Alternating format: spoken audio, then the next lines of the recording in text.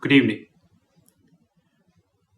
This side, Rahul Magan here as a Group Chief Executive Officer, Treasury Consulting. As we speak, Treasury Consulting is a multinational headquartered group based out Singapore. We are a multinational and a multi-asset hedge fund. By multi-asset, I mean we actively covering multiple asset classes like gold, silver, platinum, base metals, agriculture commodities, foreign exchange, equities, and all. By multinational, I mean we cover these positions in United States, European region, and Asia. But like I repeated many times, and I would continue to repeat that we are a proprietary hedge fund. By proprietary, I mean to say no third party. I repeat, no third party is allowed to invest capital in our fund. Please take a note of that. Before I start, one of my predictions about FTX, one of the so-called largest crypto exchanges in the world, turned true. 2 months ago, beloved corrupt media made the CEO of this exchange as next Warren Buffett.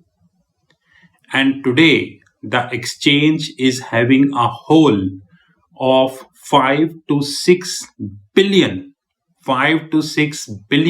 dollars in his balance sheet. Congratulations. One more prediction turned true. Today, I would like to cover a very important and very sensitive topic in the world of investment banking. Investment banking is full of surprises. There is no doubt about that.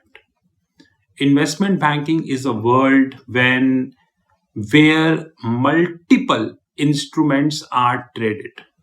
And the beauty is none of the instruments come in public.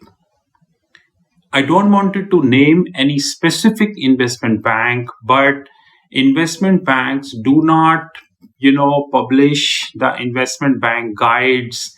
They do not publish the manuals. They do not basically update the public which is outside of their jurisdiction.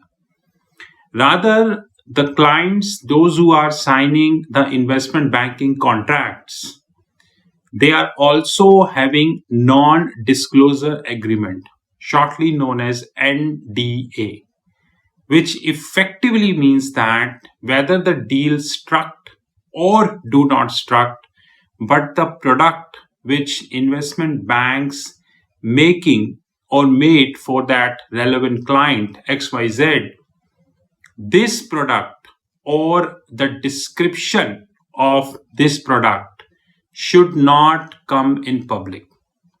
And this is a reason, if you look at Google, if you look at YouTube, you barely find videos covering the detailed architecture of investment banking and the relevant products, because they are designed in such a way like a black hole.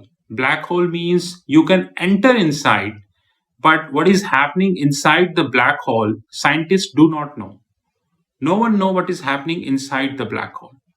So investment banking structure is more or less like a black hole, I would say. One of the most often used, I don't say one of the most creative, but one of the most often used instrument in the world of investment banking is stock borrowing and lending obligation. I repeat, stock borrowing and lending obligation, shortly known as SBLO. Under this, investment bank who also hold their own proprietary position. The biggest myth of the life, even in 2022, is that investment bank do not have their proprietary positions. But the beauty of the game is investment banks do have their proprietary positions.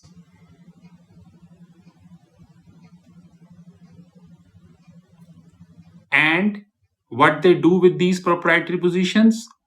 They regularly create, buy, and sell in the market. They regularly transact in the form of equity swaps.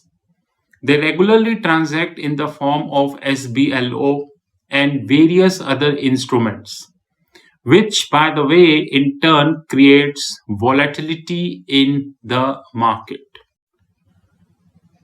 First of all, a very brief introduction of what is SBLO, which is stock borrowing and lending obligation. In this, there are four parties, but the beauty of the Google is, by Google, I don't mean the Google, I mean the people, those who written whatever limited on the Google, is there are only two parties. There are four parties in the SBLO, rather six. Three on one side, three on other side. One is the stock lender, basically who is lending the stock. His custodian. Like I said, India have a culture of DP. But if you go outside India, like Singapore, London, Europe, and various other countries, you will see the culture of custodians like BNY Mellon, one of the largest custodians in the world. State Street, one of the largest custodian in the world. Even DBS, Citi, and different banks of the world are also having a custody business, but we have few selective banks in the world, rather few selective custodians in the world, that would be better, who are exemplified. Exemplified means they are way beyond in custody. Third party is called solicitor, or he could also be termed as the law firm, or could also be termed as a lawyer. His role in SBLO is very important. But unfortunately, I haven't seen a single article on the Google who mentioned the role of a lawyer in SBLO. But we would be mentioning on our YouTube videos. Technically speaking, there are six parties which we are having in SBLO. 3 and 3. One is the stock lender, his custodian, and his solicitor, probably lawyer or a law firm. Second is the stock borrower, his custodian, and his solicitor. Custody may be same. So example, because you are holding account in DBS, I am holding account in DBS. World is having limited number of good banks. That doesn't mean that everyone can have an account with a different bank. Similarly, the stock borrower and stock lender together can have a same custody. BNY Mellon, probably State Street, maybe more, and they have different account numbers, just like people have like SBI, HDFC, Goldman Sachs, JP Morgan. They have huge depositors, and but their account number differs. Bank is same and unique in nature. Please do take a note of that. In a stock borrowing and lending agreement, the beauty is the lender is lending the stock to the borrower on a condition, which is in writing, that at maturity period, the borrower would be returning the same quantity of the stock to the lender, and in return borrower would be paying the dividends, plus if there is any corporate action, which could be stock split, which could be bonus shares, which could be carve outs, carve in, or n number. Remember that n number I'm just using in my videos, but that has to be written in an agreement. I again repeat, no article, no video is giving emphasis to the solicitor, probably a lawyer. But having said that, they play a very, very important role, and their actions cannot be taken at granted. Please do take a note of that. Why, I would say we need stock borrowing and lending obligation, because borrower feels that stock price will rise for a time being and then it will fall. I'll let me borrow this stock from the person at $100. When it will go to 130, I will sell the stocks. At maturity, I will buy from the market and return to him. Please do take a note of that. In a stock borrowing and lending obligation, the legal rights, I repeat, the legal rights of the stock transferred to the borrower. I repeat, the legal right of the stocks transferred to borrower. And this is a very, very important thing. You should understand that the borrower who is taking the stocks from the lender, he would be doing two things apart from paying the dividend. Number one is he would be paying the borrowing fees. And this is where the role of a lawyer, I should correct myself, the role of a competent lawyer comes into a picture. Because there are 10,000 indexes we have in the world. On which index that deal would be linked, that is what the lawyer and the company together has to decide. Example, I am a lender. I hold 10 million shares of Apple. I bought this share at 10 rupees. Today it is around 140. And I don't intend to sell. I believe that a day would come when Apple would be touching 1000. All hypothetical example. Somebody whom I knew is a hedge fund. He believes that in another 2 weeks of time, Apple would be touching 160, which is currently 140. And then it will back from 160 to 140.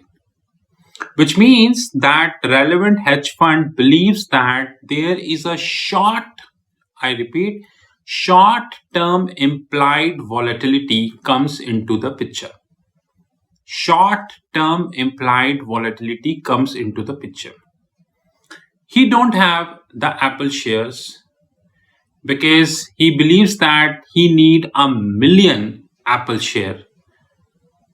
Now Apple, like I said, it is currently trading at 140, which means if he go in the market to buy 1 million share, he needs 140 million. I repeat, 140 million. And he don't have 140 million, but he holds the collateral in the form of his corporate investments, his fixed assets, his mutual fund, and all these things which are tantamount to 160 million as we speak. His balance sheet strength is 160 million in terms of collateral, we can say simplistically. He approached me and he said, Rahul, you have 2 million Apple shares. I wanted to borrow 1 million for 3 weeks, which means from today, 8th November 2022 to 3 weeks. I will come to three things in the later stages of time, which is called, I would say, what should I say? It is American call, it is European call, it is Bermudian call. Stock borrowing and lending obligation in terms of settlement mechanism, I repeat, in terms of settlement mechanism, is further categorized into three parts, which is American call or American settlement mechanism, European settlement mechanism, or finally the Bermudian settlement mechanism. That is something I would be explaining in my other videos. So I am keeping this height as we speak. Coming back to the point, I lended him 1 million shares of Apple. In return, I will get a borrowing fee. And that borrowing fee means that what would, which index I would be linking. Whether this would be SOFR, Secured Overnight Financing Rate, whether I would be linking this Japanese yen index, whether I would be linking this the Canadian index, whether I would be linking this with any British index, I would be linking this with Australian dollar index and whatever. You would be thinking, I am lending Apple shares, and Apple is an American company. So index has to be an American. Wake up, guys. Please wake up. This is not hard-edged rule that Apple is an American company, so would be the index. So tomorrow you would be lending British Telecom, who is predominantly a British company, operates worldwide like Apple. Does that mean I'm forced to have the British index? You would have, say ONGC, Oil and Natural Gas Corporation, which is a leading petroleum company in India. Does that mean the index would be an Indian index? Think about this. That's really, really very important. And that's why it's said the role of a competent lawyer comes into the picture. And unfortunately, agreements are not up to the point. In stock lending and borrowing obligation, two important accounting concepts come into picture. And we cannot run away from these two accounting concepts. Because stock lending and borrowing obligations, SBLO, are generally done by top investment banks, pension funds, family offices, sovereign wealth fund, and all these. They are listed or they are not listed, but their balance sheets are very big, which means it is subject to scrutiny. Henceforth, these financial institutions, listed or unlisted, they cannot run away from two concepts at least. Number one is the CVA, which is credit valuation adjustment, and number two is the DVA, which is debit valuation adjustment. If I continue with the same example, whereby I am having 2 million Apple shares, while a hedge fund to whom I am professionally aware of, he is believing that in another 2 weeks of time, Apple, which is currently at 140, would be touching 160, and then it would come down. So on a million stock, he would be making 20 million. And when it would come down, he will buy back and hand it over to me as per agreement. But would I be doing at 140 or would I be doing at some different price? That's very important.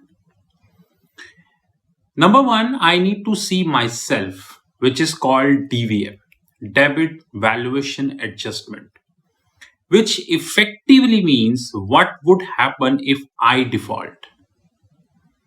The lender defaults himself. What would happen to this deal? That's really very important.